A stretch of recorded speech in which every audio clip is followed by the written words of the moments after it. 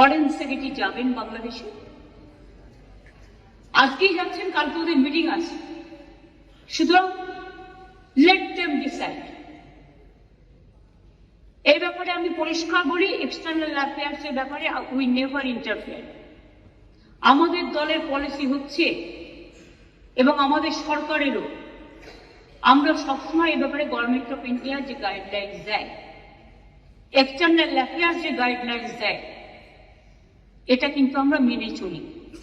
তাই আপনাদের সবাইকে অনুরোধ করব, আসুন আমরা এমন একটা পরিবেশ সৃষ্টি করি যাতে এপার বাংলা দেখিয়ে দেবে যে আমরা ভারতবর্ষ, আমাদের জাতীয়তাবোধ, আমাদের দেশাত্মবোধ, আমাদের মমত্ববোধ, আমাদের স্নেহবোধ, এই জন্মভূমিকে আপনারা প্রতিপালন করেছেন, জন্মেছেন এই মাটিতে। এই মাটিটাকে সমৃদ্ধ করুন, ভালোবাসুন, এবং যদি কেউ বিচ্ছিন্ন করতে আসার চেষ্টা করে তাকে প্রতিরোধ করুন, এবং সেক্ষেত্রে বাঁধ ভেঙে দিতে হবে।